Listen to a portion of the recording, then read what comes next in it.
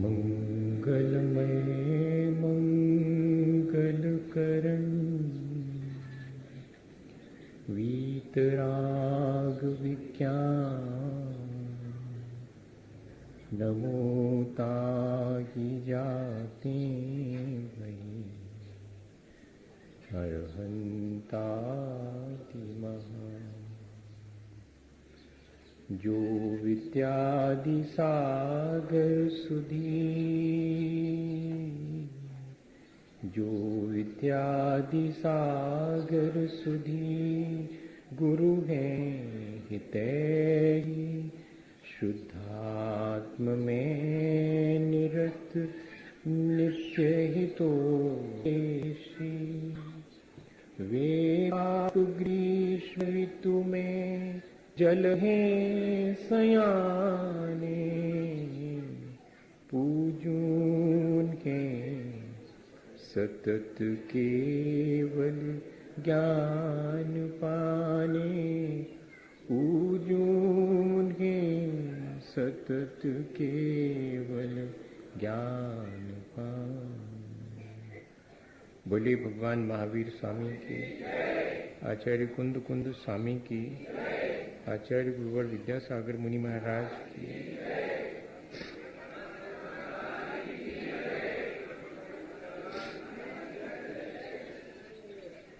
हम सभी लोग अपने जीवन को अच्छा बनाने के लिए कैसे श्रद्धा प्राप्त करें, इस पर विचार कर रहे हैं, क्योंकि बिना श्रद्धा के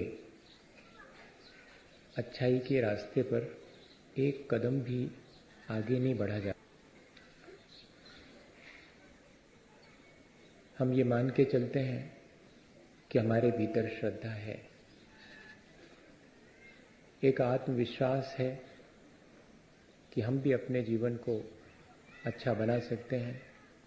जिन्होंने अपने जीवन को अच्छा बनाया है उनके प्रति भी हमारे मन में आस्था है, निष्ठा है।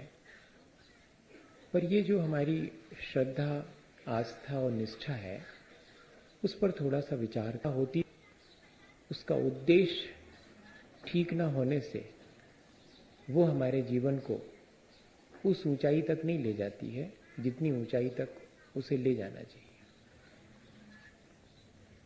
जैसे भगवान के प्रति हमारे मन में बहुत श्रद्धा, अब जो कुछ भी भला बुरा है उपदी है,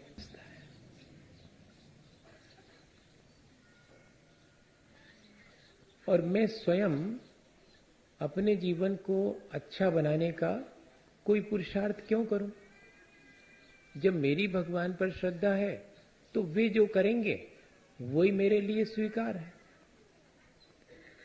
ये जो इस तरह का हमारे मन में भाव उत्पन्न होता है, वो श्रद्धा तामसिक श्रद्धा कहलाती है। ये हमारे जीवन को आलसी बनाने वाली श्रद्धा है। तो जरा अपने भीतर झांक करके देखें, किसी और के भीतर झांक के नहीं, अपने भीतर, क्योंकि अब श्रद्धा तो हमें हो गई है। अब वो श्रद्धा किस तरह की हुई है? मेरे मन में कहीं ऐसा भाव तो नहीं आ जाता, चोर भी अगर चोरी करते समय ये सोचे कि मेरी तो भगवान में श्रद्धा है, वो ही बचा लेंगे, तो क्या वो कभी अपने जीवन को अच्छा बना लेगा? फिर तो मैं जो भी संसार के काम करता हूं और ये सोच करके कि मेरी तो भगवान, मैं गलत भी करूंगा तब भी वे मुझे बचा लेंगे। ऐसी बहुत लोगों की श्रद्धा है। आप ये नहीं समझना कि अरे ये बात तो कुछ समझ में नहीं आती, ऐसी कोई श्रद्धा होती है क्या? देश में 99% लोगों की ऐसी ही श्रद्धा है कि जो करता सब भगवान ही करता है, उसी काम भला बुरा सब उसी के मत्थे। ऐसी वाली श्रद्धा हमें अकर्मण्य बनाती है, आलसी बनाती है। हम कुछ भी करते रहें, नहीं, श्रद्धा ये नहीं सिखाती है कि हम अपने जीवन को अच्छा ना बनाएं, अपने जीवन को हम बुराइयों में लगाए रखें और ये कहें कि हमारी तो भगवान पर श्रद्धा है, अब क्या करें, वो ही सब संभालेगा। को हमें स्वयं संभालना पड़ेगा। एक और श्रद्धा है, एक और श्रद्धा का अपना ढंग है। उसमें हमारे भीतर क्या भाव आता है? हम महत्वाकांक्षी होकर के बहुत बड़ी बड़ी आकांक्षाएं करते हैं और भगवान से जाकर प्रार्थना भी करते हैं कि अब हमारी तो वैसे कोई भावना नहीं है, अगर भगवान आपकी ऐसी प्रेरणा है तो फिर मैं ऐसा कर लेता हूं। हाँ, ऐसा भी है। क्या करें, वो ऐसी प्रेरणा ही हुई हमारे लिए। अब भगवान ही शायद ऐसा चाहता है। हम जो कुछ भी भला बुरा करें और फिर क्या सोच रहे हैं कि जो कुछ भी हुआ वो भगवान ने ऐसे ही चाहा था। हम क्या कर सकते उसमें? चींटी पर पैर हम रखें और फिर बाद में तर्क ये दें कि उसकी आयु आ गई होगी इसलिए मर गई वो। हम क्या कर सकते उसमें? ये कौन सी वाली श्रद्धा है? ये कहां ले जाएगी हमें? विचार करना पड़ेगा। फिर तो हिंसा और अहिंसा का कोई विवेक ही नहीं रहा हमारी इस श्रद्धा में। ये राजसिक श्रद्धा कहलाती है, जिसमें हम अपनी मनमानी करते हैं और नाम भगवान का लेते हैं। ऐसे वाले भाव से बचना भैया। तीसरे प्रकार की वास्तविक श्रद्धा है, जिसे सात्विक श्रद्धा कहते हैं, जिसमें हम कर्ता, भोक्ता और स्वामी पने के भाव से मुक्त होकर के अपना जीवन जीते हैं और भगवान के चरणों में सिर्फ अपनी विनय व्यक्त करते हैं। ना उनसे हमारे लिए कोई आकांक्षा है, ना हम उन पर अपने काम डालते हैं कि उनकी कृपा से हो जाएंगे। नहीं, मेरे अपने कर्मों के माध्यम से मुझे सुख दुख मिलेगा। मेरी श्रद्धा तो मुझे सिर्फ ये सिखाती है कि मुझे सुख दुख में दोनों में समता भाव रखना है। जिस विधि राखे राम ता विधि रहिए। यह जो वाक्य है वो इस श्रद्धा के लिए है कि जैसे भगवान जैसे रखे वैसे रहिए। ऐसा सीधा अर्थ नहीं है। उसका अर्थ तो ये है कि जिस पर मेरी श्रद्धा है वो जैसा रहता है समता भाव पूर्वक, वैसा ही मैं भी रहूंगा। यह श्रद्धा वास्तविक श्रद्धा है, जिसमें हम अहोभाव से भर करके भगवान के प्रति अपनी विनय व्यक्त करते हैं और उनसे हम उनकी वीतरागता से निरंतर संदेश लेते रहते हैं। तब वास्तव में ऐसी श्रद्धा ही सच्ची श्रद्धा मानी जाएगी। रोज रोज हम अपनी उस श्रद्धा को कसौटी पर कस के देखते रहें, वरना जनरली हम सबके मुंह से यही निकलता है, जो भी हो जाता है अब भगवान ने ऐसे ही चाहो हुई है, ऐसे ही देखो हुई है भगवान ने। अब उन्होंने हमारे बारे में कुछ चाहा हो, ऐसा तो भाई अपन से कहा नहीं उनने कि हमने तुम्हारे बारे में ये सोचा था। और उन्होंने हमारे बारे में जो जाना है वो भी हमसे नहीं कहा कि हमने तो तुम्हारे बारे में ये जाना, तुम्हारा ये होने वाला है। हमसे तो सिर्फ उनने ये कहा है कि तुम्हारा कर्तव्य ये है, तुम्हें ये करना चाहिए। तुम्हारे जीवन में क्या घटित होगा ये मैं जानता हूं, लेकिन वह तुमसे नहीं कहूंगा। तुम्हें तो सिर्फ उपदेश मोक्ष मार्ग का देऊंगा। तो भगवान के जाने अनुसार हमारा जीवन चलता है या भगवान के उपदेश के अनुसार हमारा जीवन हमें चलाना चाहिए? विचार करने की चीज है। हमारी श्रद्धा यहां जाकर के जरा सी गड़बड़ा जाती है। भगवान के देखे जाने अनुसार हमारे जीवन को नहीं बिताते हम, क्योंकि वस्तु का परिणमन किसी का मोहताज नहीं होता। वो चूंकि वीतराग भगवान ने जैसा जैसा मेरे बारे में जाना है वैसा मेरा परिणमन होगा, ऐसा नहीं है जैसा मेरा परिणमन होगा वैसा वो जानते हैं। श्रद्धा ऐसी ना हो जावे हमारी, ये सावधानी रखनी पड़ेगी। कुछ लोग हैं जो ये मानते हैं कि पत्ता पत्ता नहीं हिलता भगवान के बिना, और हम भी ज्यादा उससे समझदार नहीं कहलाएंगे अगर हम ये मान के चलते हैं कि जो उनने जाना है वैसा ही होगा, जैसा मेरा होना होगा वैसा वे जानते हैं, उनके जाने अनुसार मेरा नहीं होगा। इतना ही सा बारीक सा फर्क है, लेकिन इस फर्क को थोड़ा सा समझना पड़ेगा। अब बहुत दिन हो गए, अब धीरे धीरे अपन को बारीक सी चीज भी समझ में आनी चाहिए कि हमारी श्रद्धा को हम स्वयं कसौटी पर कस करके देखें, वो पूर्णता को प्राप्त हुई है या नहीं हुई है।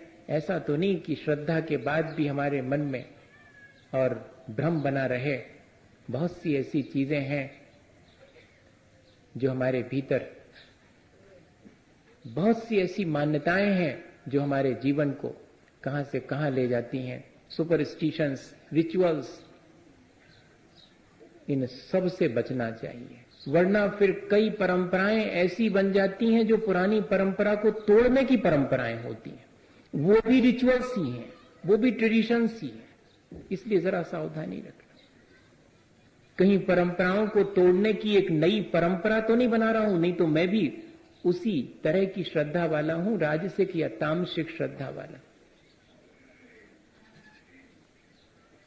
पूरे 8 अंगों से युक्त होनी चाहिए श्रद्धा, यह हमने जान लिया। लेकिन वह श्रद्धा 3 मूढ़ताओं से भी रहित होनी चाहिए, यह भी विचार करने की चीज है।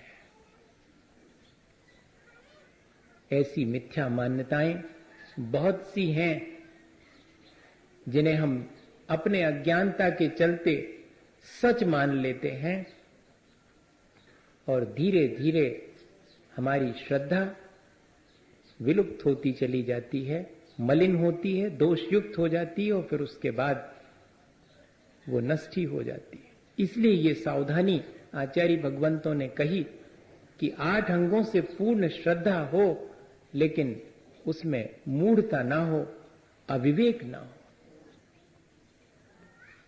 जैसे शरीर में 8 अंग होना जरूरी है, एक भी अंग कम हो तो जीवन बहुत दुरूह हो जाता है, ऐसे ही श्रद्धा के साथ 8 अंग होना चाहिए।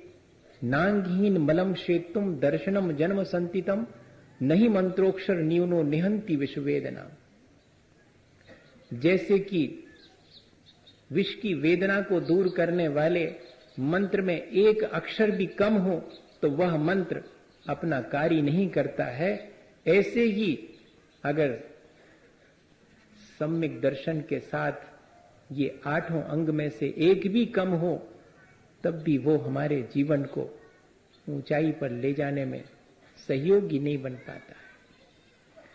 यह बिल्कुल हमने समझ लिया पिछले दिनों कि हमारे भीतर संदेह मिटना चाहिए, आकांक्षाएं घटनी चाहिए, हमारे मन में साधर्मी के प्रति घृणा और गिलानी की बात नहीं आनी चाहिए।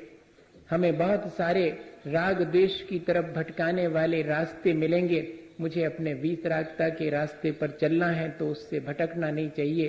कोई अगर भटकने लगे तो उसकी निंदा नहीं करनी चाहिए, और कोई रास्ते पर चलते गिर जावे तो उसे गिरा देख करके हंसना नहीं चाहिए, बल्कि उसे संभालना चाहिए, छाती से लगाना चाहिए, उसके प्रति वात्सल्य हमारे भीतर उमड़ना चाहिए, और हमारे जीवन में धर्म इस तरह से प्रकट हो जावे कि और लोगों को भी उस धर्म की महिमा जान करके धर्म में स्थित होने की प्रेरणा मिलती रहे। ये सारी चीजें हमारे जीवन में आ गई, लेकिन अभी बहुत सारी मिथ्या मान्यताएं ऐसी हैं जो संभव है हमारे जीवन में, और हमें लगता हो कि यही सच है।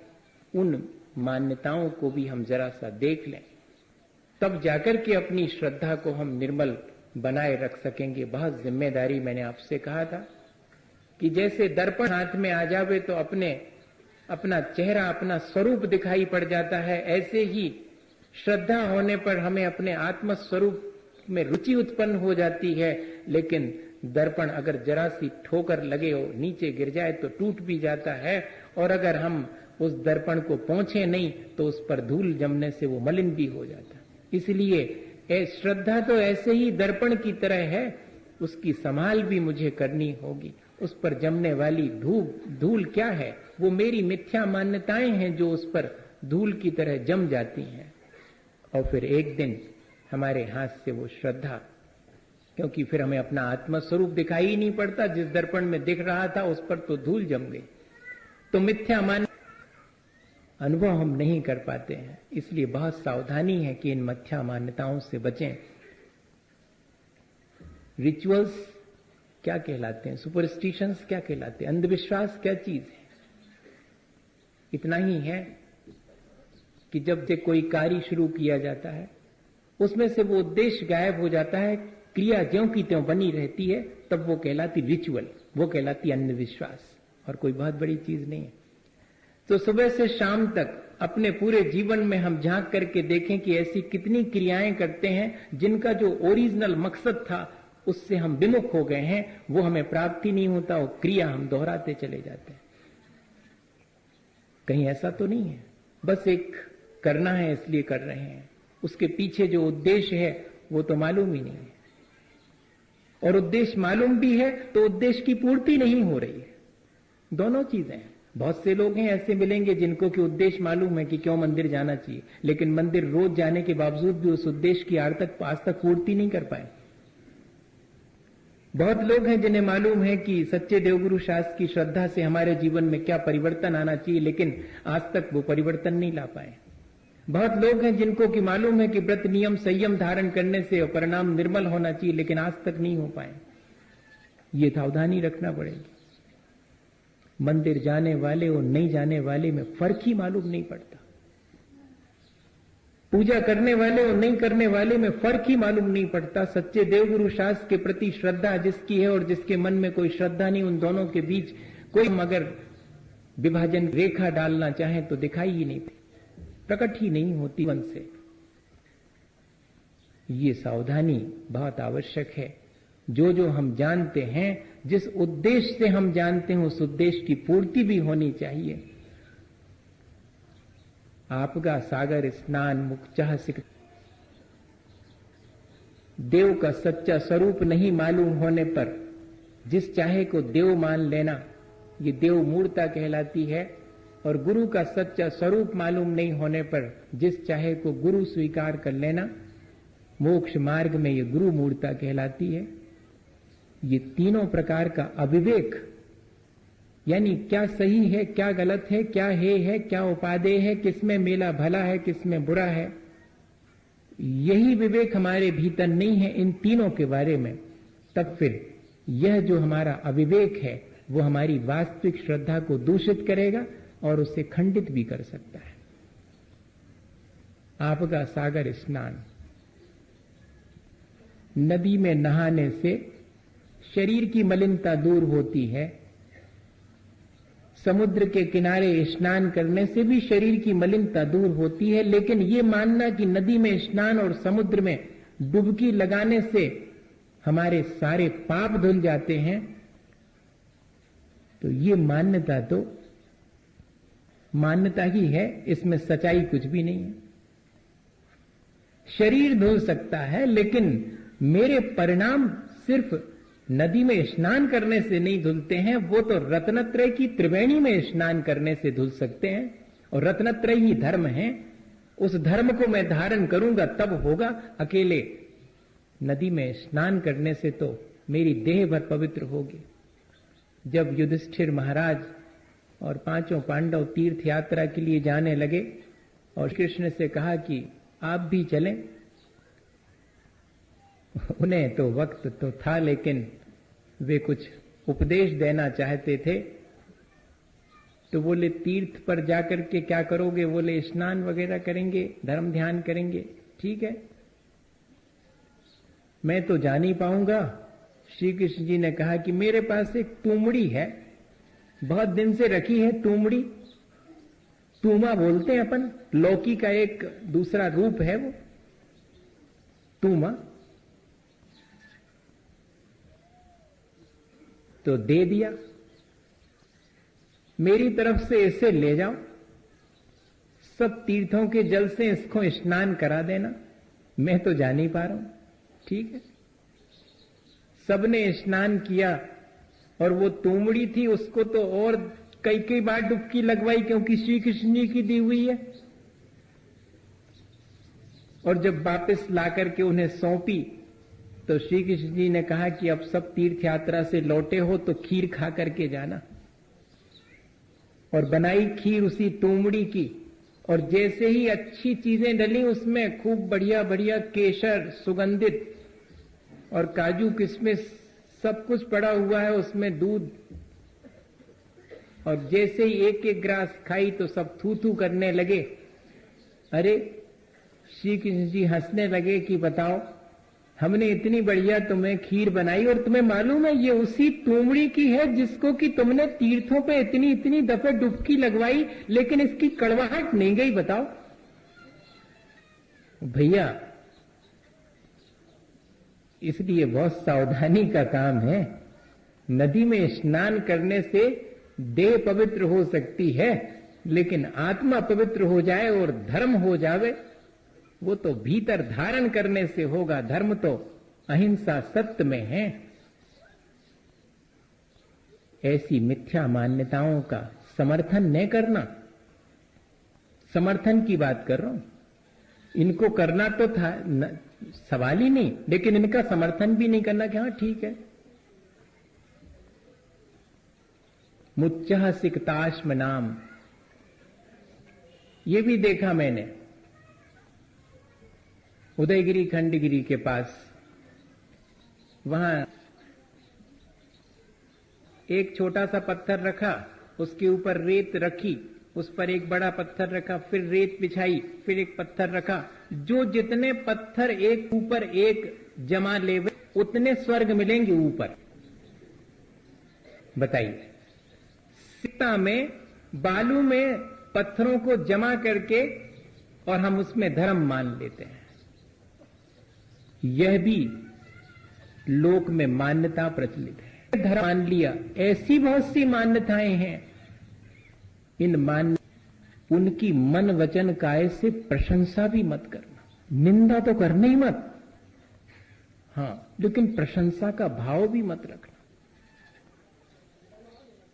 ये सब लोक में ऐसी बहुत सारी मान्यताएं प्रचलित हैं जिनके पीछे सच्चाई नहीं है। उद्देश्य तो कुछ अच्छा ही था, लेकिन वो उद्देश्य खो गया और सिर्फ क्रिया रह गई।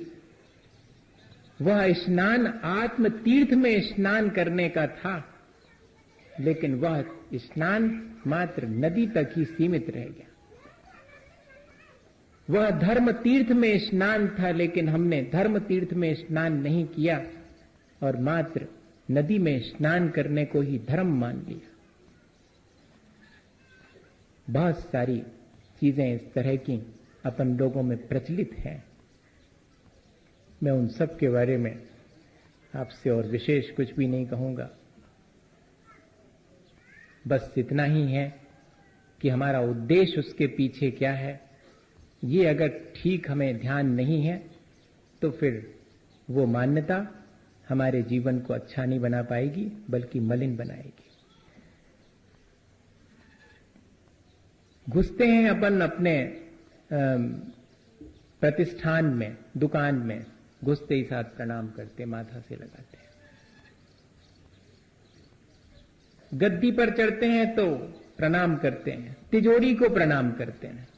और एक दिन ऐसा भी आता है जब अपने तराजू और बांट वगैरह सब की पूजा करते हैं। ये क्या चीज है? मूर्ता है क्या? सावधान होकर के बात करना। इसमें मूर्ता कब आएगी? जब हम इसमें धर्म मान लें। कमाऊंगा क्योंकि 3 हाथ में नीति न्याय पूर्वक इस गद्दी पर धन कमाऊंगा।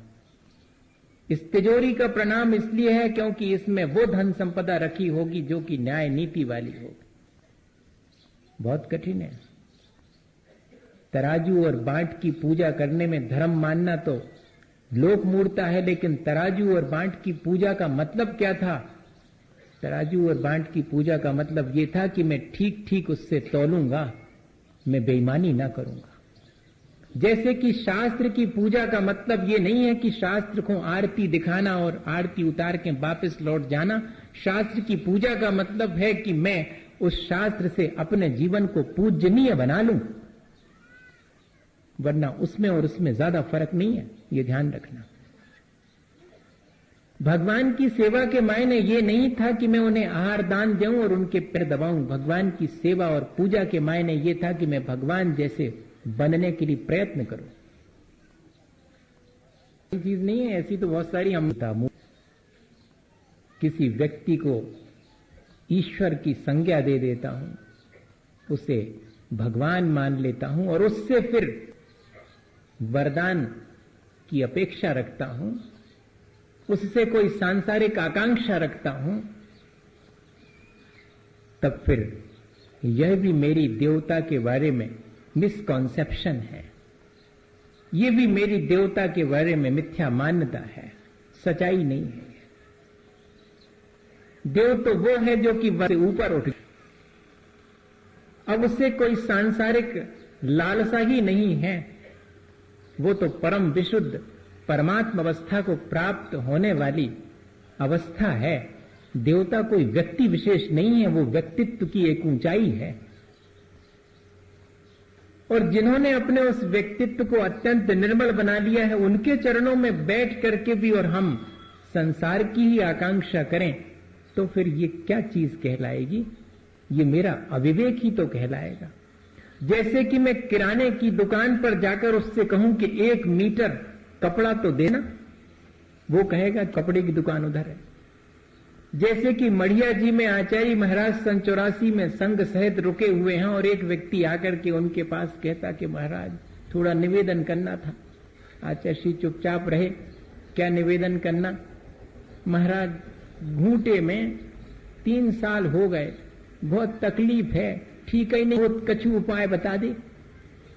आचार्य श्री मुस्कुरा के बोले कि गलत आ गए, मेडिकल कॉलेज सामने है। ये जवाब था उनका, और वाकई में मेडिकल कॉलेज सामने, मढ़िया जी के बिल्कुल सामने।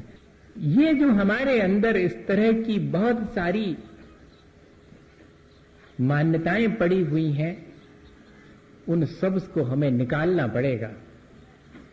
उनको हमें पहले खुद एनालिसिस करना पड़ेगा। दूसरा कोई करेगा तो थोड़ी तकलीफ होगी, खुद एनालिसिस करना पड़ेगा कि कर क्या रहा हूं। क्योंकि कोई और कहेगा तो लगेगा कि अरे वाह, ये आप हम ऐसा कर रहे हैं तो आपको इसमें गलत दिखाई पड़ रहा है। नहीं, अपन स्वयं ही देखें, गलत तो सही का स्वयं निर्णय करना पड़ेगा, किसी और से नहीं करवाना है। धर्म के वास्तविक स्वरूप, भगवान के वास्तविक स्वरूप को समझ करके भी और हम उनसे क्या आकांक्षा रखते हैं, ये हमें विचार करना पड़ेगा। जो मोक्ष मार्ग दे सकता है उससे तो मोक्ष मार्ग की ही इच्छा रखनी चाहिए। जो कर्मों की निर्जरा में कारण बन सकता है उससे तो कर्मों की निर्जरा की ही भावना भानी चाहिए। भावना भी भाए तो कैसी कि दुख। एक लाइन और कहते कि मुझ कारज के कारण सु आप धोखे में न रहियो भगवान, आपको नहीं करने हमाओ कछु, करने हमें को पड़ अपनो सब, आप तो सिर्फ कारण बनोगे। मुझ कारज के कार्य मेरे भीतर होगा, मेरे उपादान में होगा, आप तो सिर्फ निमित्त मात्र हो, आप कर्ता नहीं हो। वरना देव के स्वरूप में अगर कर्तापने का भाव हम लगा देते हैं तब फिर वो अविवेक ही कहलाएगा, इसमें सावधानी रखना। और सग्रंथारंभ हिंसा नाम संसारावर्तवर्ती नाम पाखंडी नाम पुरस्कारो गेयम पाखंडी मोहनम। पाखंडी का शब्द ढोंगी नहीं है यहां पर अर्थ, ये ध्यान रखना। पापम खंडयति इति पाखंडी, साधु का विशेषण है ये। आज तो कोई से पाखंडी कह दो तो बड़ी मान जाए। हाँ, ये बहुत अच्छा शब्द था पहले, अब शब्द खराब हो गया, अब उसका प्रचलन में बदल गया। पापम खंडयति इति पाखंडी, जो निरंतर अपने पापों को नष्ट करने में लगा है, ऐसे साधु को पाखंडी कहा जाता। वो कहते सग्रंथारंभ हिंसा नाम संसारावर्तवर्ती नाम, स्वयं आरंभ और परिग्रह में लगा हो, 5 पापों का जिसने त्याग न किया हो, उसे हम अपने मोक्ष मार्ग का गुरु मान लेवें तो यह भी हमारा अविवेक ही कहलाएगा। इसमें भी सावधानी रखना। देख लेना कि जिन चरणों में मैं अपना माथा झुका रहा हूं वे चरण संसार की तरफ जाते हैं या कि मोक्ष मार्ग की तरफ जाते हैं। वे संसार के प्रपंच को बढ़ाने के लिए तो नहीं कुछ कर रहे हैं या संसार घटाने के लिए कर रहे हैं, ये देख लेना पड़ेगा। टके शेर भाजी टके शेर खाजा नहीं चलेगा। रागी और वीतरागी को एक ही पर नहीं तौल सकते, सबको समान रूप से। परिग्रही और निष्प्रय परिग्रही में बहुत फर्क है।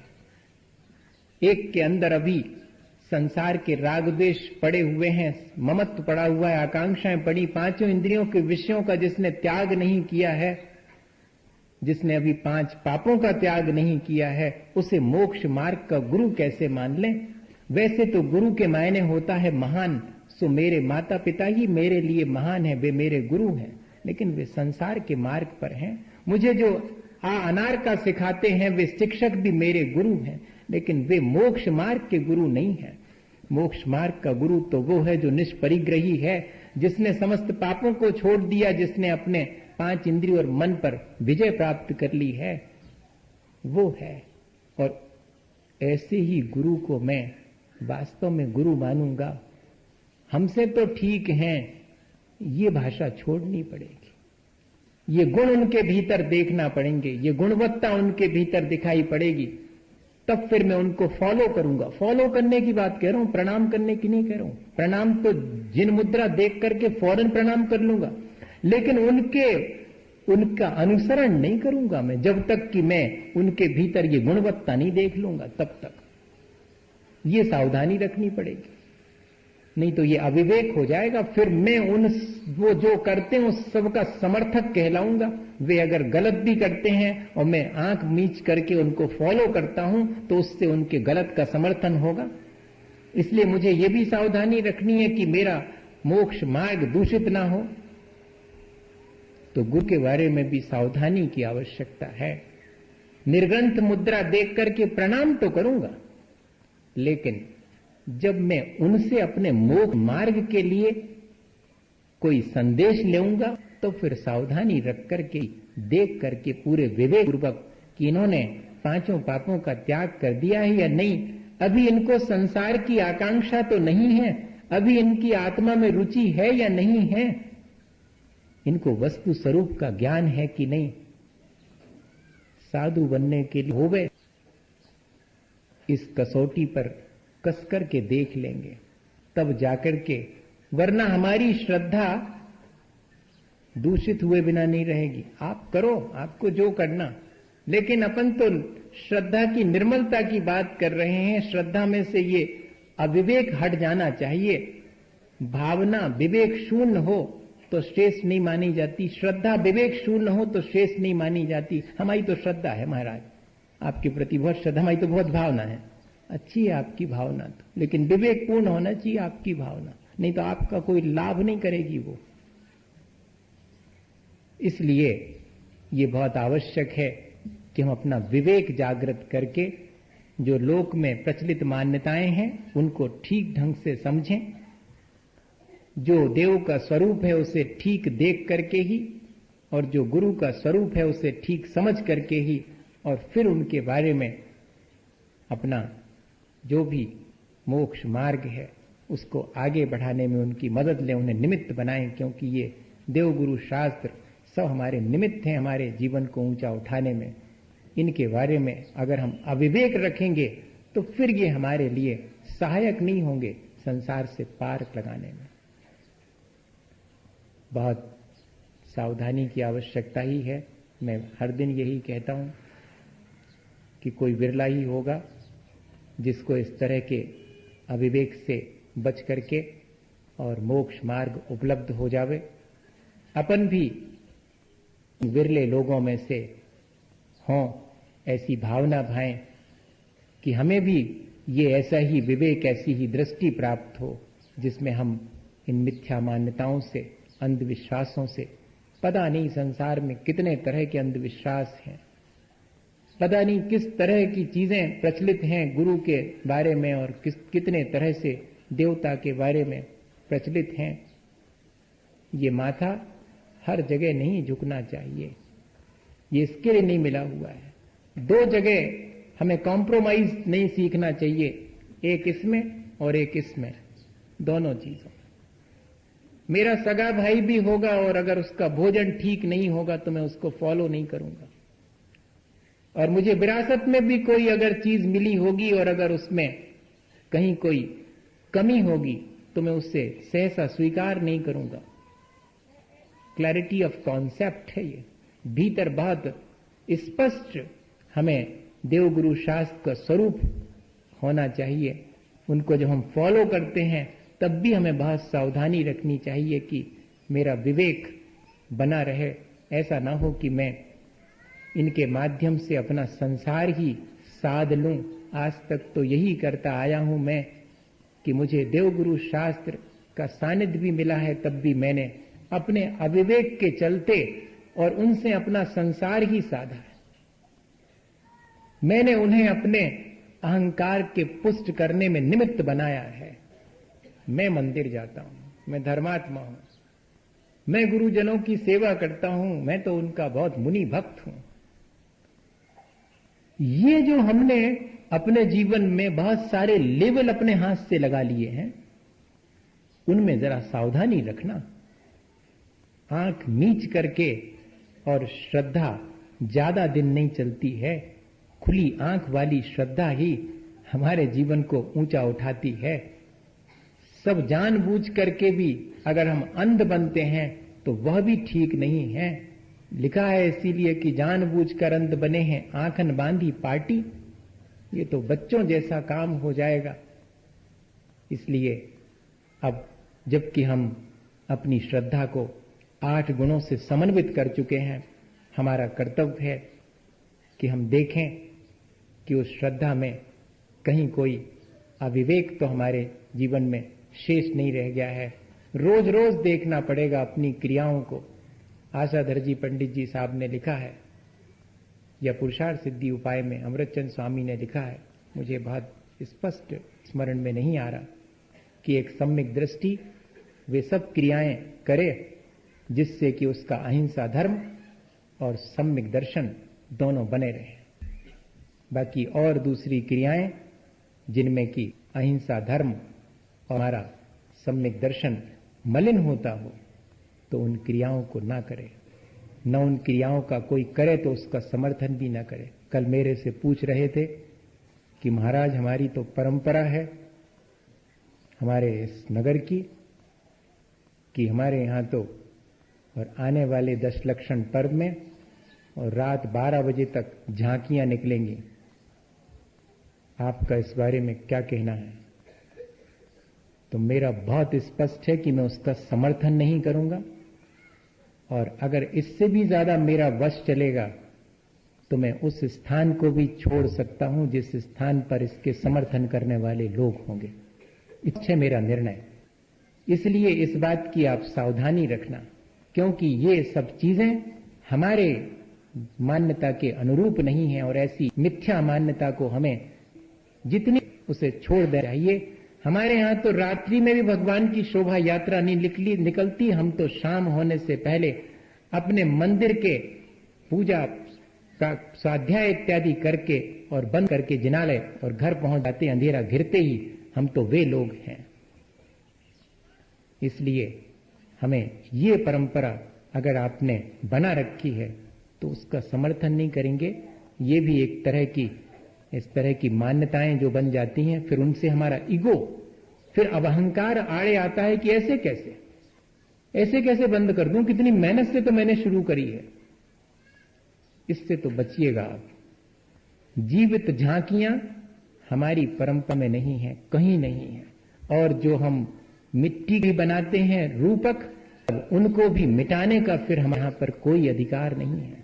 क्या करेंगे आप? जो मिट्टी की मूर्ति बना देंगे उसे आप अगर खंडित करते हैं तो संगी पंचेंद्री के जितने मरण का पाप जितना लगता है उतना ही लगेगा। एक चित्रांग भी अगर हमने बनाया है और उसे हमने फाड़ दिया तो आचार्य श्री कहते कि संगी पंचेंद्री के बराबर हिंसा का पाप लगेगा। तब फिर हम इस तरह की अपने अहिंसा और सम्यक दर्शन को बचाने की कोई प्रक्रिया करेंगे, या कि जिसमें हमारा सम्यक दर्शन और हमारा अहिंसा धर्म दूषित होता हो उसको करेंगे? ये सावधानी इस अवसर पर मुझे ये ध्यान आ गया, इसलिए आपसे कह दिया। आप उसको अन्यथा नहीं लेंगे, क्योंकि मैं इसका समर्थन नहीं कर पाऊंगा। मेरे से अपेक्षा नहीं रखना कि मैं इस चीज का समर्थन करूंगा। और भी बहुत सारे सांस्कृतिक कार्यक्रम जो 10 लक्षण में होते हैं वो वीतरागता को समर्थित करने वाले होंगे तो ही उनका समर्थन करूंगा इस कैंपस के भीतर, नहीं तो इस कैंपस से बाहर भी रह सकता हूं अगर इस कैंपस में होते हैं तो। ये बात स्पष्ट अपने भीतर चीज, मैं आपको डरवा नहीं रहा हूं। हाँ, नहीं तो आप ये कहें कि ये तो बड़ा टेरर है इनका, बड़ा डरवा रहे हैं। डरवा नहीं रहा हूं, वस्तु स्वरूप, क्योंकि यहां इस गद्दी पर बैठा हूं धर्म की, तो वस्तु स्वरूप जैसा है वैसा प्ररूपित करना, उसमें कहीं कोई लाग लपेट वाला काम नहीं। ट्रांसपेरेंसी, पारदर्शिता बनी रहनी चाहिए सबके लिए। एक ही चीज, जैसे कि नियम था मेरा और आपने उसको निर्वाह किया उसका, कि उस धर्म सभा में मैं उपदेश नहीं दूंगा जिसमें कि पंखे चल रहे हों, तो आज भी मेरा वो नियम आज भी बरकरार है। एसी में बैठ करके धर्म उपदेश सुनना, ये अहिंसा धर्म पर उपदेश सुनना और साक्षात हिंसा करना, ये दोनों चीजें कथनी और करनी का बहुत फर्क है। इसलिए इसकी सावधानी अपन रखेंगे। और मुख्य चीज तो यही है कि वो सब हम करें विवेक पूर्वक, जिससे कि हमारा चित्त निर्मल हो, जिससे हमारी चेतना का विकास हो। वे ही क्रियाएं हमारे यहाँ पर योग मानी गई हैं। परंपरा से कितनी भी क्रियाएं चलती आई हों, हम उनका सहसा समर्थन नहीं करेंगे यदि वे हमारे मन को मलिन करने वाली हैं या किसी और जीव के प्राणों का घात करने वाली हैं। और एक छोटा सा उदाहरण आपको दूं। एक नाथ हुए हैं उधर महाराष्ट्र में, संत हो गए थे, स्नान करने गए, रोज जाते थे नदी में स्नान करके, फिर उसके बाद पूजा पाठ करते थे। एक व्यक्ति को उनका ये सब अच्छा नहीं लगता था। कोई व्यक्ति अच्छा करने लगे तो दूसरे को अच्छा नहीं लगता, कई बार ऐसा होता, क्योंकि वो एक चैलेंज हो जाता ना कि मैं भी कर सकता था लेकिन मैं नहीं कर पा रहा हूं और ये कर रहा है। अब उस व्यक्ति ने जैसे ही एक नाथ स्नान करके निकले, उनके ऊपर मुंह में पानी भर के थूक दिया और ऐसा प्रदर्शित किया जैसे कि धोखे से हो गया। उन्होंने कुछ नहीं कहा, मुस्कुरा करके पुनः स्नान करके आ गए। दूसरी बार फिर उसने वैसा ही किया और तीसरी बार भी किया, तब भी चेहरे पर शिकन नहीं आई और फिर स्नान करने चले गए। कहते तो हैं उसमें कि उन्होंने ऐसा 100 दफे किया और जब 100वीं दफे भी उसने देखा कि ये तो फिर स्नान करके उतनी प्रसन्नता से वापस आ गए हैं, तो चरणों में लौट गया, क्षमा याचना करने लगा कि मैंने गलती की।